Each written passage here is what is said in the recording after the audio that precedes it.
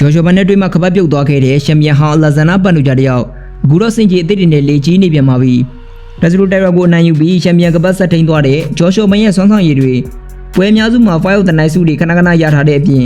်တနစ်တာအကောင်းဆုံးဆုတွေကိုပါရထားတဲ့ဂျော်ရှော်ဘန်ကိုအတင်မကြီးတဲ့ပုံစံမျိုးနဲ့ဒီ flight ဝတ်တန်းမှာငါတို့အနေရရှိဆုံးကမာနယ်ကိတ်ပဲဆိုပြီးတော့အင်တာဗျူးမှာပြောသွားခဲ့တာပါ။ဂျော်ရှော်ဘန်ကိုမရှိကျူးရှင်တာနဲ့ပဲပေါ်တူဂီလီအိုလေးမာနယ်ကိတ်ကိုအကောင်းဆုံးဆိုပြီးတော့ရေးလေပြောသွားတာလည်းဖြစ်ပါတယ်။ပန်နူဂျာအင်တာဗျူးမှာဘာတွေရှောက်ပြောသွားတာလဲသူတကယ်ပဲဂျော်ရှော်ဘန်ကိုကြောင်းနေတာလားဆိုတာဒီနေ့ဗီဒီယိုမှာပုတ်ပွင့်လင်းလင်းသုံးသပ်ကြည့်ကြရအောင်အားလုံးပဲမင်္ဂလာပါ MM Spotlight Channel မှာပြန်လည်ကြိုဆိုလိုက်ပါတယ်ကမ္ဘာ့ကျန်းဆုံးအားကစားနည်းဖြစ်တဲ့ MMA အကြောင်းအရာတွေ UFC ပွဲကြိုသုံးသပ်ချက်တွေနဲ့ Fighter တွေရဲ့စိတ်လှုပ်ရှားစရာဇာတ်လမ်းတွေကိုစိတ်ဝင်စားတယ်ဆိုရင်တော့အခုပဲ follow နဲ့ subscribe လုပ်ထားပေးဖို့တောင်းဆိုချင်ပါတယ်အင်တာဗျူးသူကဘန်နူဂျာကိုအဓိကမေးမြန်းခဲ့တဲ့ပထမဦးဆုံးမေးခွန်းကတော့သူရဲ့လက်ရှိအားကစားသမားဘဝရှိနေတဲ့ပတ်သက်လို့ပါဖေးသက်တွေကသူ့ကိုဂျိုးဝိုင်းထဲမှာပြန်မြင်ရှင်နေကြပြီးအထူးသဖြင့်ဂျော်ရှော့ဘန်ကရှမ်ပီယံပွဲကိုကာကွယ်ထားနိုင်ခဲ့တဲ့အတွက်ဖေးသက်တွေကသူတို့နှစ်ယောက်ရဲ့မကြည့်ပွဲကိုကြည့်ဖို့အရန်ကိုမျှော်လင့်နေကြတာပါဒါကြောင့်မလို့အင်တာဗျူးသူကမင်းပြန်ကစားမဲ့ချိန်ကိုအတိအကျသတ်မှတ်ထားပြီးပြီလားဆိုပြီးတော့မေးခွန်းထုတ်ခဲ့တာဖြစ်ပါတယ်ဒီမေးခွန်းနဲ့ပတ်သက်ပြီးပန်နူဂျာကဘာပြောတယ်လဲဆိုရင်ငါကစင်းနေမှာပဲဂျော်ရှော့ဘန်နဲ့ပွဲပြီးတဲ့ကလက်တံရရသွားခဲ့တာမှန်တယ်အဲ့ဒီလိုဖြစ်ပြီး2ရက်ကြာမှာပဲလက်တစ်ဖက်တည်းနဲ့ငါပြန်လေ့ကျင့်ခဲ့တဲ့ငါခိတ်ကမကုန်သေးဘူ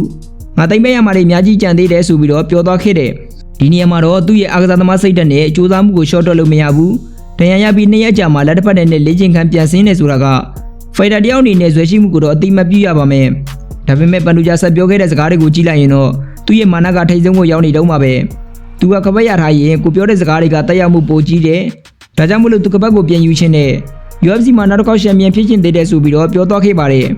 ဒါအပြင်သူ့ဘဝမှာဖြစ်ပျက်ခဲ့တဲ့အကြောင်းအရာတွေနဲ့တခြားတူးကြုံတွေကိုပြောပြရှင်သေးတယ်ပရိသတ်တွေကိုလည်းပြောစေရှင်နေဆိုပြီးတော့အရေးကြီးခွင့်ကျပြောသွားခဲ့တာပါနောက်တစ်စင်းအနေနဲ့အင်တာဗျူးသူကတက်ဆူလိုတိုင်ရန်နဲ့ထိုးသက်သွားခဲ့တဲ့ဂျော်ရှော့ဘန်ရဲ့ပွဲကိုပန်နူဂျာအနေနဲ့ဘယ်လိုမြင်လဲဆိုပြီးတော့မေးခဲ့ပါတယ်ဒီနေရာမှာပန်နူဂျာရဲ့ဖြေကြားချက်ကတော်တော်လေးဟန်ဆောင်မှုပါလာပြီးသူကဂျော်ရှော့ဘန်ရဲ့ပွဲကိုအရန်ကောင်းတဲ့ပွဲဖြစ်ပြီးထိပ်တန်းဆောင်းဆောင်ရည်တွေကိုပြသသွားတယ်လို့ဟန်ပြပြောခဲ့ပေမဲ့ရှင်းရှင်းပဲတခြားပွဲတွေကိုဆွဲထည့်ပြီးတော့စကားလမ်းကြောင်းလွှဲလိုက်ပါတော့တယ်ပန်နူဂျာပြောသွားတာက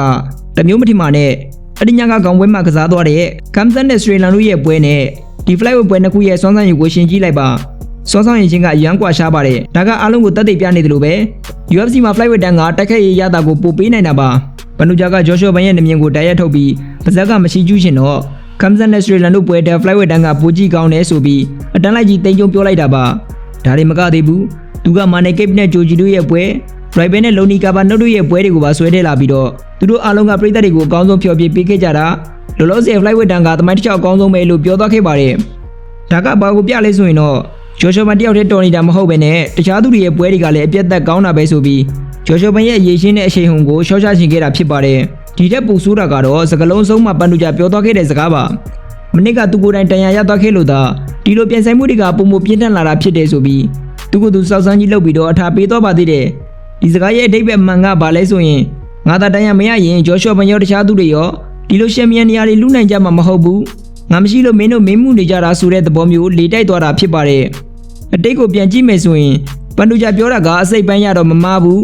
သူကဂျော်ရှော့ဘန်နဲ့မတွေ့ခင်တုန်းကသူစီကကပတ်လာလူတဲ့ပြန်ဘက်တိုင်းကိုသူ့ရဲ့ ground game ရှုပ်ွက်နဲ့ပဲပွဲသိမ်းခဲ့တာပါဒါပေမဲ့အစင်းစနစ်နေရာကတက်လာခဲ့တဲ့လူငယ်လေးဂျော်ရှော့ဘန်ဝင်လာတဲ့အချိန်မှာတော့ပန်နူဂျာကိုနမ်းချပြီးတော့ကပတ်နဲ့ရှမ်ပီယံနေရာကိုခဏလေးနဲ့ဝင်ယူသွားခဲ့တာဖြစ်ပါတယ်ဒီအင်တာဗျူးရဲ့အဓိကအကြောင်းအရာကဒီကနေစတဲ့ပန်နူဂျာကသူ့ရဲ့စကားကိုဒီလိုဆက်ပြောခဲ့ပါတယ်အခုတော့ငါနေရာငါပြန်ယူဖို့နဲ့အရာအလုံးရင်ဆိုင်ဖို့အခွင့်အရေးပြင်ရထားပြီးဒီ flight တန်းထဲမှာငါတို့အန်ဒီရဲ့ပေးနိုင်ဆုံးကစားသမားကမာနယ်ကိတ်ပါပဲငါထင်တာကတော့သူကကပတ်လူခွင့်ရမယ်နောက်တစ်ယောက်ပဲငါကဂျော်ရှော့ဘန်နဲ့မပြီးပြတ်သေးတဲ့ကိစ္စရှိနေသေးတယ်ဆိုတော့ပန်နူဂျာတယောက်ဘလောက်တော့စိတ်သက်စစ်စစ်ရေးလှုပ်ရှင်နေတယ်လဲဆိုတာကြည့်လိုက်ကြပါဦးတကယ်ဆိုရင်ဂျော်ရှော့ဘန်က UFC မှာရောက်လာကြတဲ့ကပရိသတ်တွေကိုမိုက်စားထိုးသက်မှုတွေပြသခဲ့ပြီးတော့ 5 of the night ဆုတွေကိုလည်းခဏခဏရရှိခဲ့တယ်လို့တနင်္လာကောင်းသော fighter ဆုတွေကိုပါသိမ့်ပိုက်ထားနိုင်ခဲ့တဲ့ထိပ်ပန်း striker တယောက်ပါတက်စရိုတိုင်လိုအန်ဒီရများတဲ့ပြိုင်ဘက်ကိုလည်းအပြတ်သက်နိုင်ယူပြီးခပတ်ကိုအောင်မြင်စွာကာကွယ်ပြခဲ့ပြီးပါပြီဒါပေမဲ့ပန်နူဂျာကတော့ဂျော်ရှော့မန်ရဲ့အောင်မြင်မှုတွေကိုမသိချင်အောင်ဆောင်ပြီးတော့ပေါ်တူဂီလီအိုလေးမာနယ်ကိတ်ကမှအန်ဒီရရှိဆုံးပါလို့လေတိုက်သွားခဲ့တာပါဂျော်ရှော့မန်ကိုမရှိကျူးချင်တာနဲ့ပဲမာနယ်ကိတ်ကိုမြောက်ပြီးတော့ပြောသွားသေးတယ်နောက်ပြီးတော့သူဆက်ပြောတာကဂျော်ရှော့ဘန်နဲ့ပွဲမှာဖိုင်တာတယောက်အနေနဲ့တော့ရှုံးခဲ့တယ်လူသားတယောက်အနေနဲ့ငါ့ကိုနိုင်ယူခဲ့တယ်လို့ငါကမထင်ဘူးငါဆိုတာကရှိနေတော့မယ်ပွဲတဲ့စင်သင်းဖြစ်နေပြီးကြမ်းခိုင်မှုတွေပြေးဝနေပြီးဘာဆက်ဖြစ်မလဲဆိုတာကြည့်ကြတာပေါ့ဆိုပြီးတော့စင်ကြီးပေးသွားပါတယ် အရင်ကပန်တူဂျာပြောခုတာရှိတဲ့ချန်ပီယံဖြစ်ချင်ရင် ground game မှာပါကျွမ်းကျင်ရမယ်ဂျော်ရှောဘာမှာအဲ့ဒီရေချင်းတွေမရှိဘူးဆိုပြီးဖန်နဲ့တဆူလိုတိုက်ရာပွဲမတိုင်ခင်ကတိုက်ရာပဲနိုင်မယ်ဆိုပြီးတော့ဟော့ဂိမ်းထုတ်ခဲ့ဘူးတဲ့ဒါပေမဲ့လက်တွေ့မှာဖန်ကတိုက်ရာကိုအပြတ်သက်ဖြူလုပ်ပြလိုက်ရောပန်တူဂျာတယောက်စကလုံးတွေပြောင်းသွားခဲ့တာငါတို့အနေရရှိသုံးကမာနီကိတ်ပါဆိုပြီးတော့ရှက်ချင်းအကွက်ရွှေ့သွားတာဖြစ်ပါတယ်ဂျော်ရှောဘန်ရဲ့လက်သီးတွေကိုကြောက်လို့မာနီကိတ်ဘက်လက်ပြောသွားသလားဆိုတာကတော့စဉ်းစားစရာဖြစ်လာပြီးဖိုက်တာတယောက်အနေနဲ့ပဲရှုံးတာလူသားတယောက်အနေနဲ့မရှုံးဘူးဆိုတဲ့ပန်တူဂျာရဲ့စကားကတကယ်ကိုရေရှင်းစရာကောင်းပါတယ်တန်စကားကြိုးဝိုင်းထဲမှာအနိုင်နဲ့ရှုံးဆိုတာ2မျိုးပဲရှိတယ်ရှုံးရင်ရှုံးတာပါဘာတွေပိုတွေလောက်ပြီးတော့ပြောနေဖို့လိုမှလဲချန်ပီယံဖြစ်ချင်ရင်အရှုံးကိုတတိရှိရှိလက်ခံနိုင်တဲ့ချန်ပီယံစကားချန်ပီယံစိတ်ဓာတ်မျိုးရှိရမှာပါပန်တူဂျာကတော့အခုငါကြန့်ခိုင်နေပြီးဘာဆက်ပြစ်မလဲကြီးကြတာဘောလို့ကြွေးကြော်ထားပါတယ်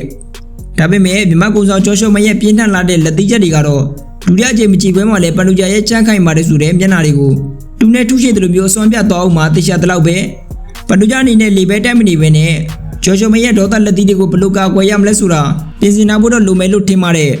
ဒီတော့မြမအမမီပရိသတ်တွေကဘလို့မျိုးထင်ကြလဲကျော်ရှောမရဲ့အရေးရှင်းတွေကိုမသိချင်ရဆောင်ပြီးလေတိုက်နေတဲ့ပန်တူဂျာရဲ့စကားတွေကိုလက်ခံကြရဲ့လားပေါ်တူဂီလီယိုလီမာနီကိတ်ကရောဂျော်ရှောဘန်နဲ့ပူအန်ဒီများတယ်လို့ထင်လားဒုတိယကြိမ်မကြည့်ပွဲမှာရောဂျော်ရှောဘန်ကပဲပန်တူဂျာရဲ့ပါးစပ်တွေကိုပြီးသက်ပိတ်ပစ်သွားမလားဆိုတာအောက်ကကွန်မန့်မှာရေးသွားပေးကြပါဦးဗီဒီယိုကိုဆုံးဖြတ်ကြည့်ပြီလို့အားလုံးကျေးဇူးတင်ပါတယ်Spotlight မှာ